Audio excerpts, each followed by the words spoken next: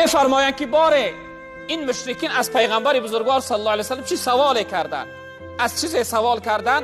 هر وقتی که پیغمبر بزرگوار اونها سوال میکردن، جناب پیغمبر در حال جواب نمیگفتن، انتظار می ایستادن تا اینکه از جانب خداوند چی جواب می آید.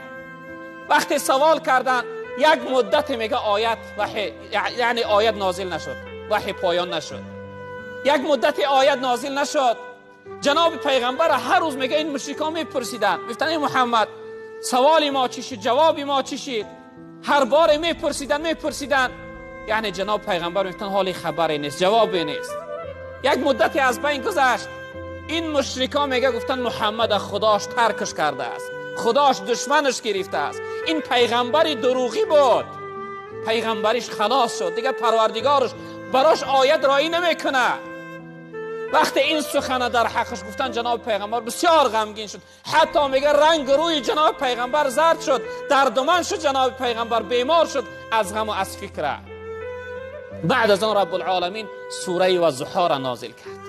رب العالمین قسم یاد کرد، گفت والضحی واللیل اذا سجی، قسم گفت به چاشتگاه، یعنی قسم به ابتدای سحر، و قسم به شب که تاریک میشه و عالم، یعنی سیاهی و تاریک عالم میپوشانه.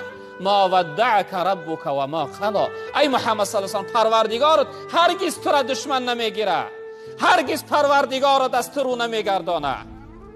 ما ودعک ربک و ما قلی وللآخرة خیر لک من الاولی، آخرت برای تو از این دنیا بهتر است، یعنی اختیار آخرت در دست تو هست. ولسوف یعطیک ربک فترضی، ای محمد صلی الله علیه و سلم پروردگارت برای تو آنچنان درجه و مقامی میبخشه که تو را از خود راضی میگردانه. اهل اصحاب میفرمایند که در تفسیر این آیت ما جناب پیغمبر را پرسیدیم، گفتیم یا رسول الله شما در کدام حالت از خداوند راضی میشوی؟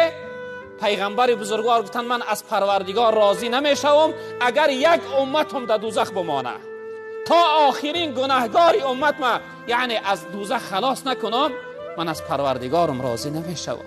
یعنی برادران عزیز بزرگوار، این درجه را خداوند به این پیغمبر بزرگوار ما را داده است، یعنی این درجه عالی را، این قدر و مقامی بزرگ خداوند به این پیغمبر بزرگوار ما را داده است. به این خاطر من و شما باید به قدر این پیغمبر بزرگوار برسیم که این پیغمبر ما بسیار پیغمبر مهربان، بسیار پیغمبر دلسوز و غمخوار است، که حتی حضرت عایشه مادر میفرمایند که روز جناب پیغمبر صلی الله علیه و سلم دیدن که بسیار وقتش خوش است، بسیار یعنی خوشحال و خرسند است.